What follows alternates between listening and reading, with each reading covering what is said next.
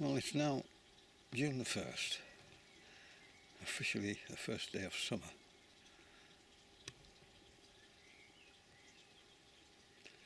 And it's a lovely day after all the gales we've had. Oh, there's a bumblebee's nest being dug out by a badger. What a shame.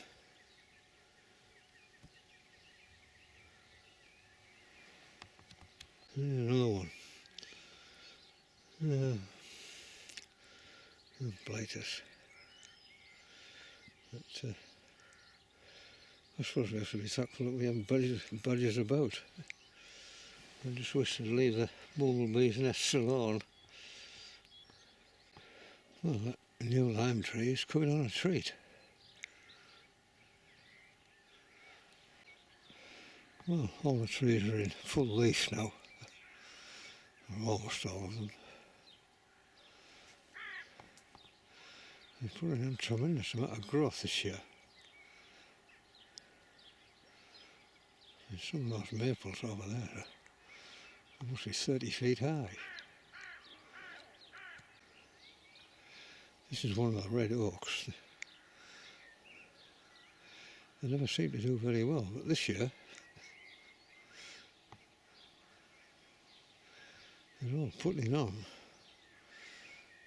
lots of growth. I suppose that heavy mulching during the winter might have helped. There's something been chewing away on these leaves here.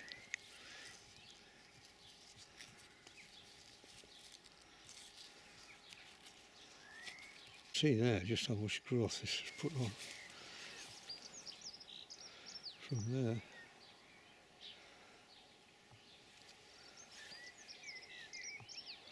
Well, long may it last. Because in the autumn the leaves turn a bright red. And lots of flower buds on this bramble.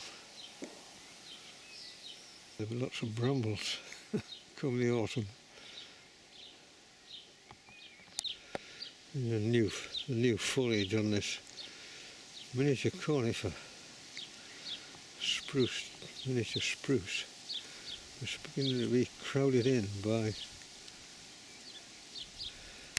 the trees around it. I have to come back and do some judicious pruning so it gets more light. There's some nice sticks on these hazels. This one here, I'll go down with a saw and take that off. A nice walking stick, that.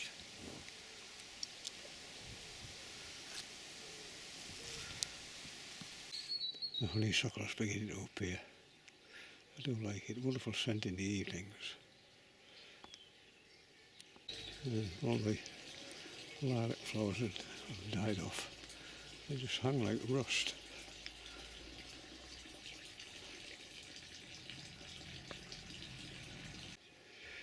You can see in this wild meadow bit the effect that yellow rattle has on the grass compared with everywhere else. It definitely keeps the rank grasses down.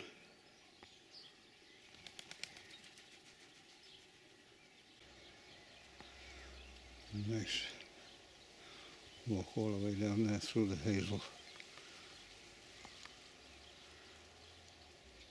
You can see there how much the hedges have grown.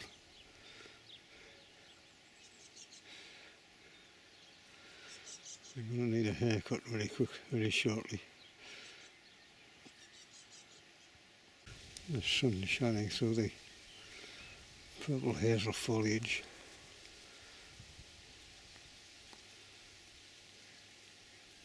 Loads of strawberries beginning to form.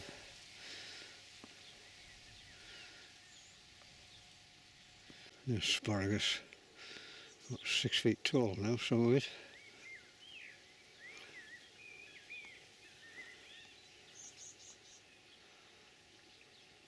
It's been good this year. Lots of goose grass growing up through the hedge. It'll be a real nuisance, this stuff.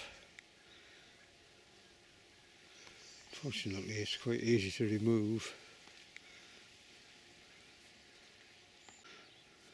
Dozens of brownie apples. Fortunately, most of them fall off sometime this month, what they call June drop.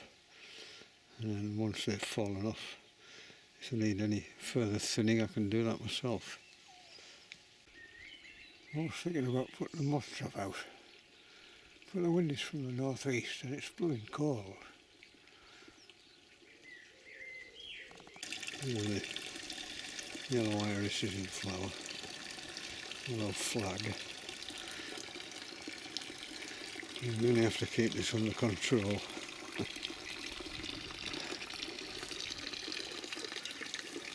Yeah, lovely flower.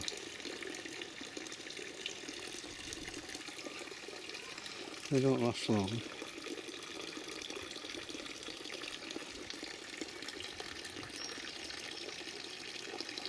I do like them.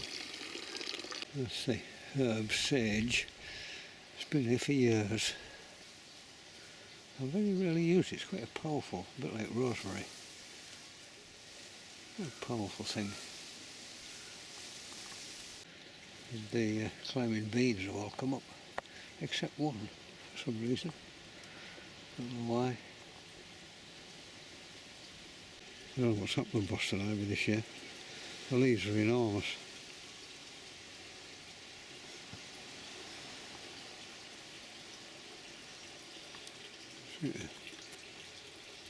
Set off to creep up to the roof.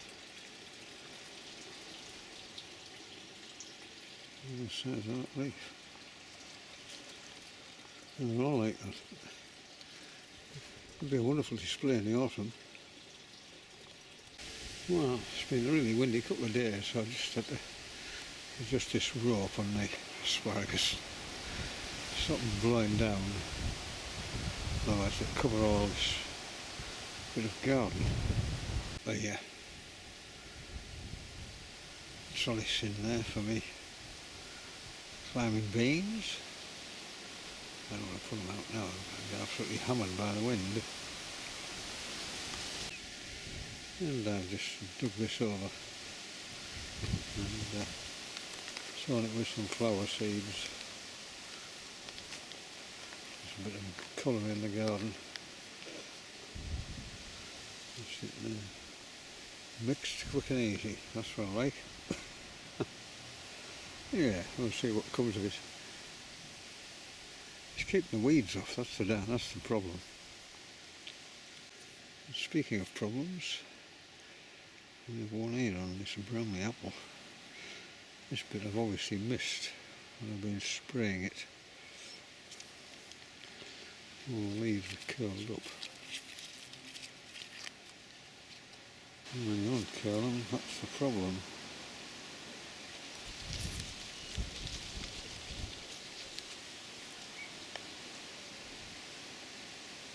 Aphids, great aphids. About 3 years ago when I didn't spray the tree, every leaf was like this. I got next to no apples. So you can see just what a difference spraying makes. And the rest of the tree is looks decidedly healthy. And there's just this little branch here.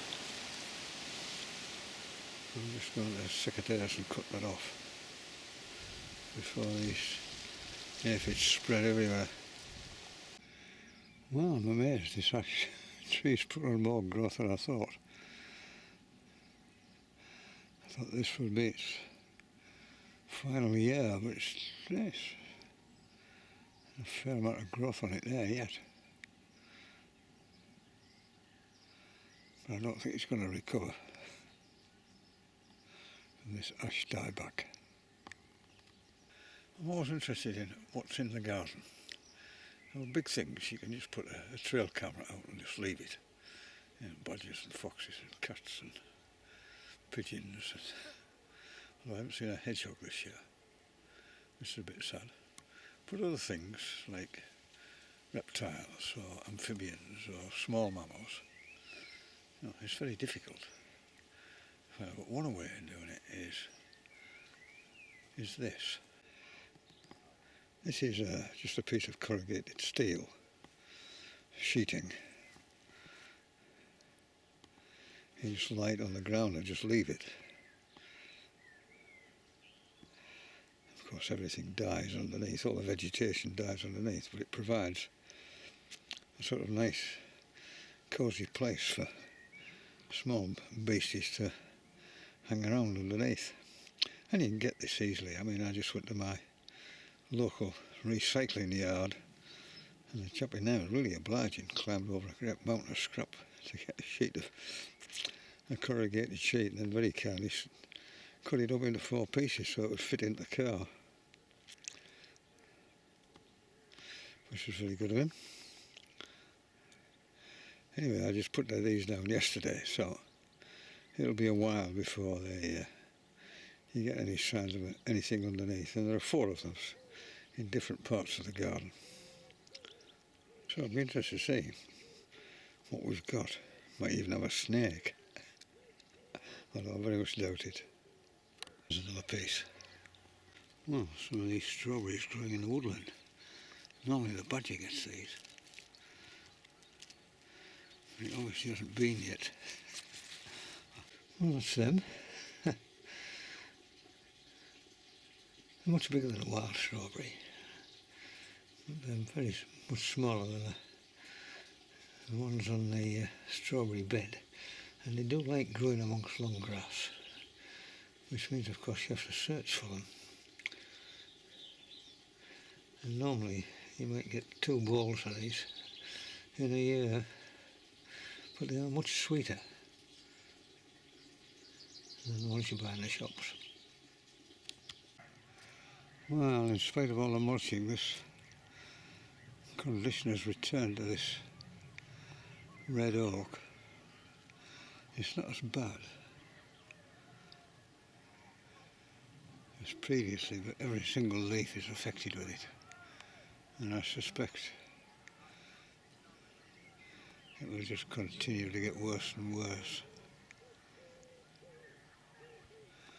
I have no idea what it is. It's always some kind of rust, some fungal infection. And this is a piece of garden I just leave wild. I don't know very much to it. The only thing I tend to know is knock down thistles. I can see one over there. Otherwise they just take over the whole place. I mean, nettles are bad enough. Huge patch of them here. There's also a large teasel over there, don't mind that.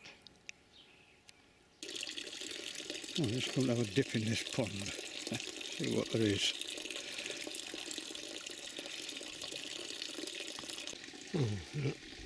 Lots of newts. I think they're smooth newts. They're sort of bright orange underneath. We'll have a look at one in a minute. And lots of newt tadpoles.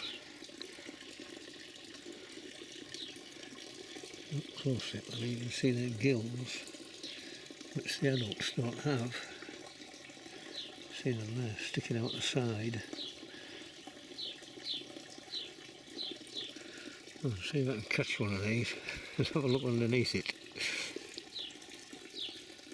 There you go. I'll put all the newts back in and we can have a look and see what else there is in here.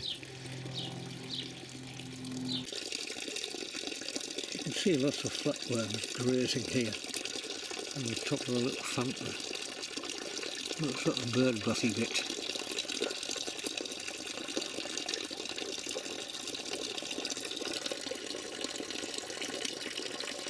They belong to a very big group of animals, some of which are parasitic. But, these are just grazers.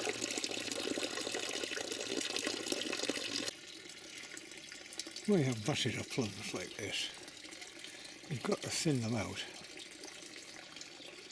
And you have to be pretty brutal.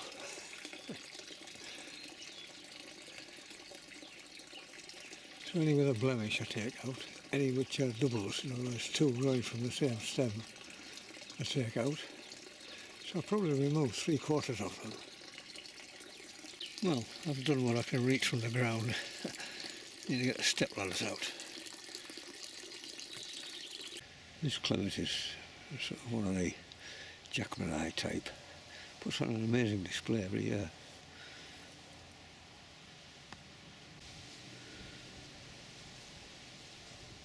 This is the Boston Ivy, June the 17th.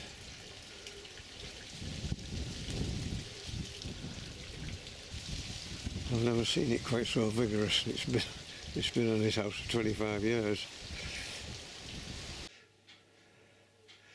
Well, I've just been to pick some strawberries before the birds and the badgers eat them all. I've just planted out these climbing French beans. Once I get up these poles, get above these annual weeds, it's mainly chickweed. It's no bother. And the bit I left to grow from the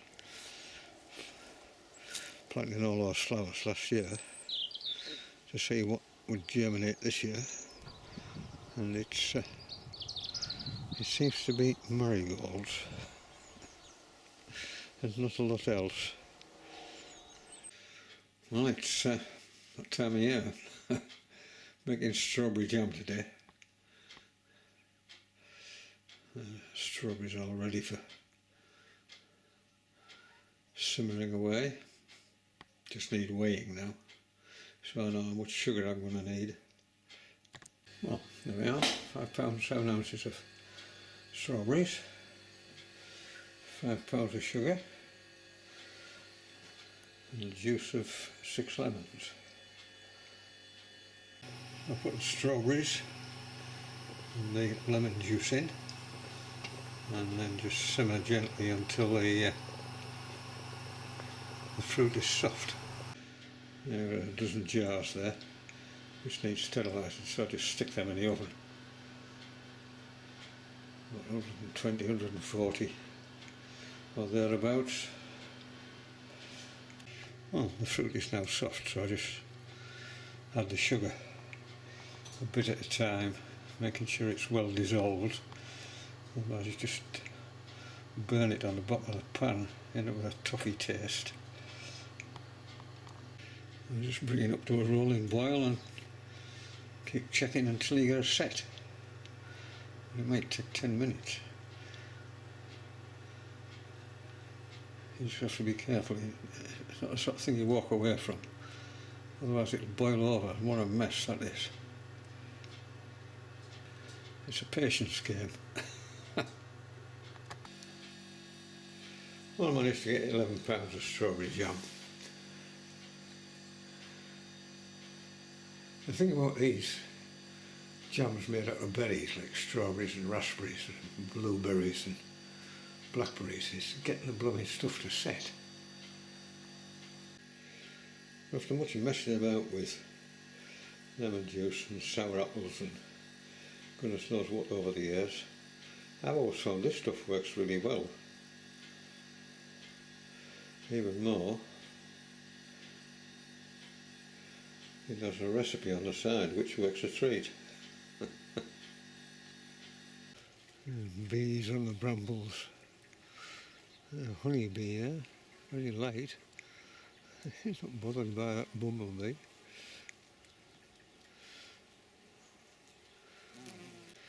There's a fly on the brambles. They're very different than the others.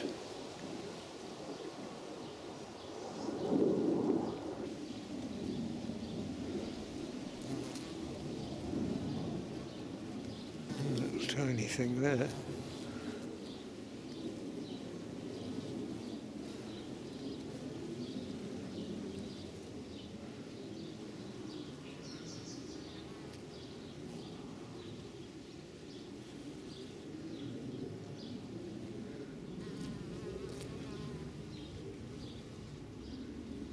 vary in size enormously, these bees. They're very different. Much darker.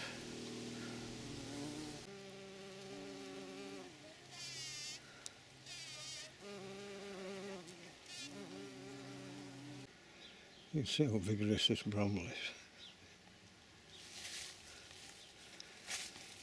It's grown all that in about 3 months. You just have to cut it back a little bit. Another one there.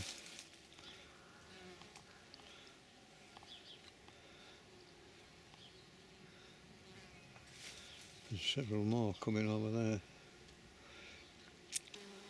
It's heaving with honeybees. There must be somebody with some colonies nearby. There's one there. She's quite a dark bee. Honeybee.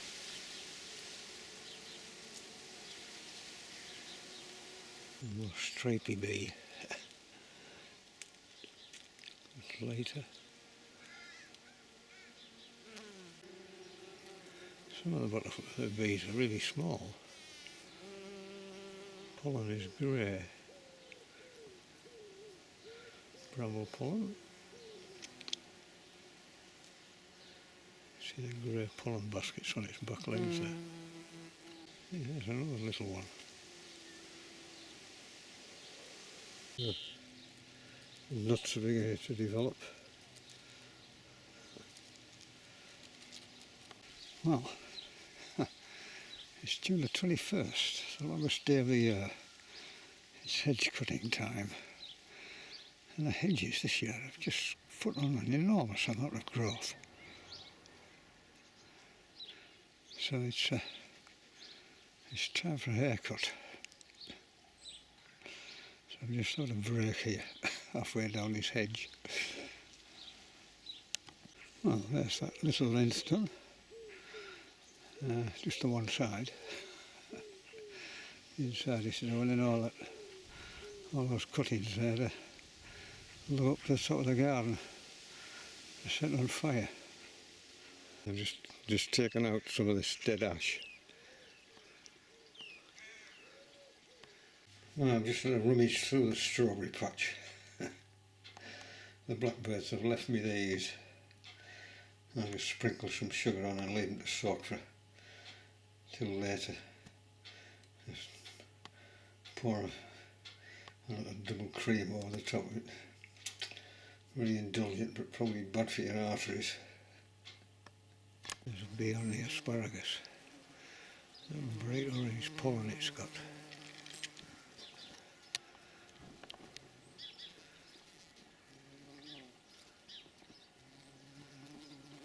And such tiny flowers. You wouldn't think they were worth bothering with. Marigolds sort of blaze orange in the sunshine. There's a bud there. It's put on about 6 feet of growth. It's just beginning to form flower buds. Well, that's it all cut. And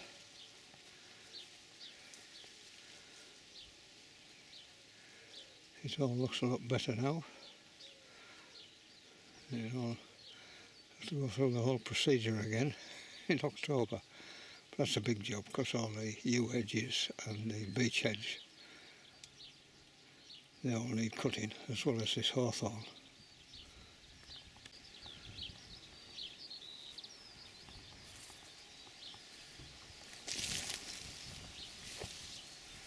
Yeah, it's a big job, especially on a day like today when it's about 25 Celsius. Anyway, it's done. So I'm going fishing. So tomorrow it'll be carting all this up to the top of the garden. That'll take a couple of hours. Well, that's the last of 10 loads of cuttings.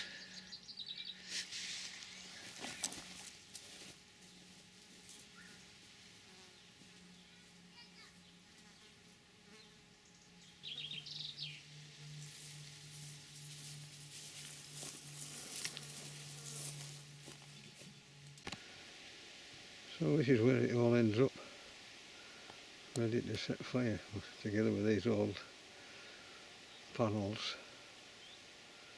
They need the wind in the right direction.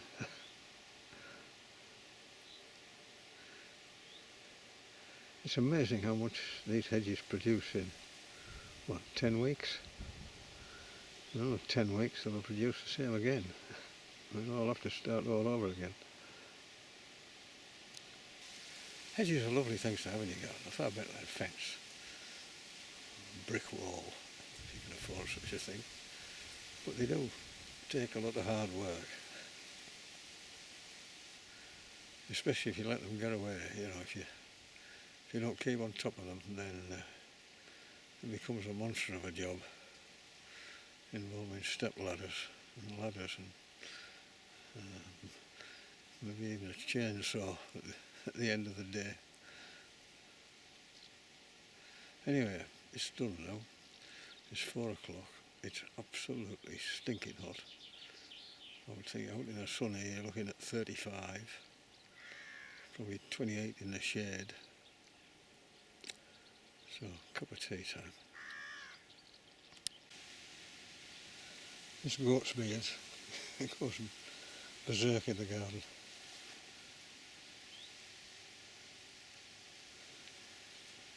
We just produced these amazing seed heads. And more flowers there. They only open up in the morning, these flowers, which is why it's sometimes called Jack Go to Bed at Noon. A rather strange name. So there's a lot more of these seed heads to come. This bumblebee is huge compared with the others.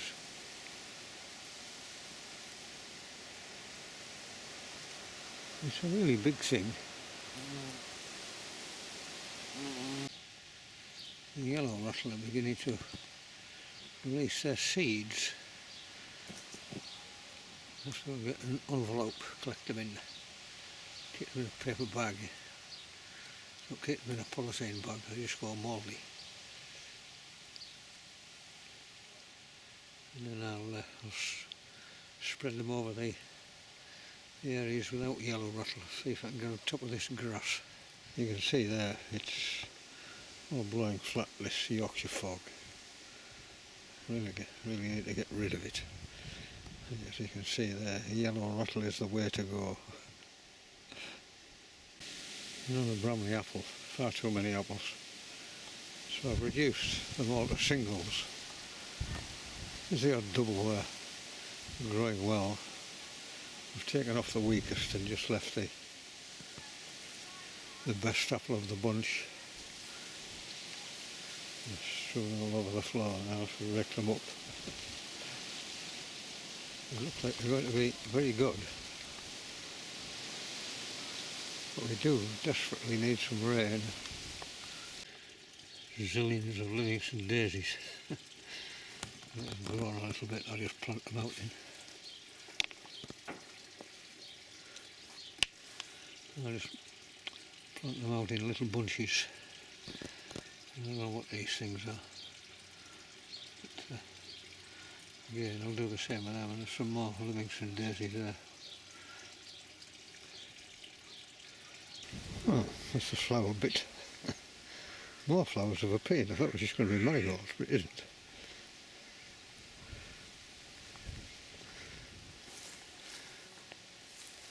Lots of these have appeared.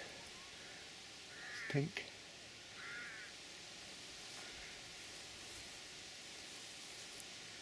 And there's white. And sort of more complicated pink one there. Yeah, very nice. Anyway, I dug this border day before yesterday. It was absolutely dust dry. Anyway, it hammered down yesterday, so I've planted out my little mesembryanthemum seedlings. See what they come to. I've got to keep the blooming slugs off them, that's a snag. I've also planted out these. I can't remember what they were called, I threw the packet away. Anyway, there they are. They grow quite tall, although they're in the shade of the asparagus, which you can see here. They should be alright, but again, it's keeping the slugs away. And lots of branches growing all over the path, hit you in the face. So yesterday I decided I would have a major cut back, so the bonfire gets ever bigger.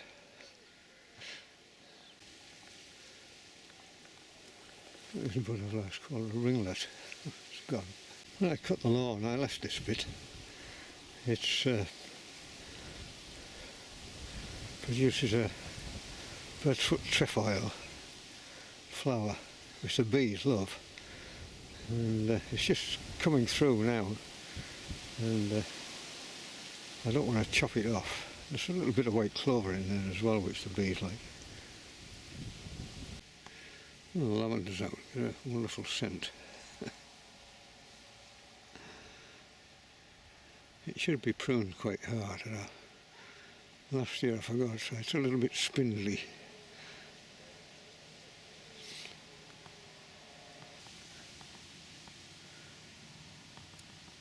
Well, I've collected several thousand yellow rattle seeds, which I'll sow once I've cut this meadow. And there you can see the yellow rattle is about finished now. And, been collecting seeds over the last couple of weeks while it all dries out. So the next big job is to cut this, dry it, card it off and burn it, which is a big job. But the weather forecast for the next week is sunshine, which is ideal. You don't want to cut this and then let it get wet. And that's the weeping ash tree.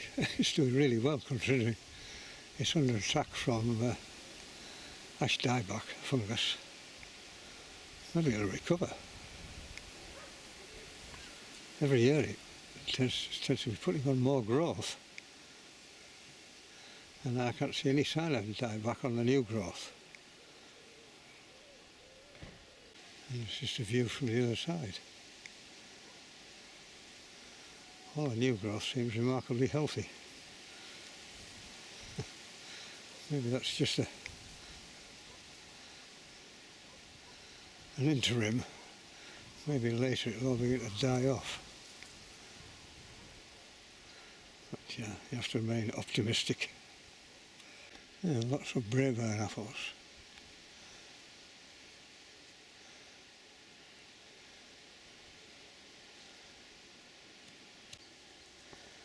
Cockfish pippin tends to suffer from this cracking of the skin.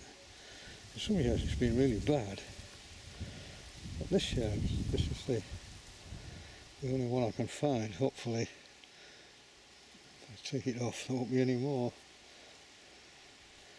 I don't know what causes it. I suspect it's caused by drought. The skin hardens in the drought, and when we get a bit of rain, when the apple tries to expand, it cracks the hardened skin. But I wouldn't swear to that. Anyway, on this particular branch there's quite a lot of them. I think I'm going to have to thin them out. Fewer bigger apples rather than lots of smaller apples. This plant, whose name I continually forget, just appeared in the hedge, put on a lovely display.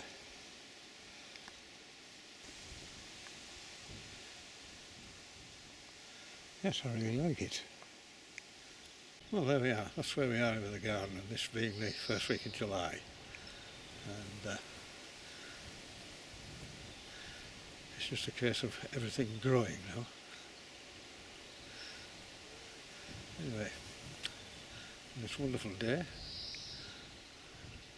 I shall set out and see if I can catch a barbel. Take care. I'll see you again. Bye bye.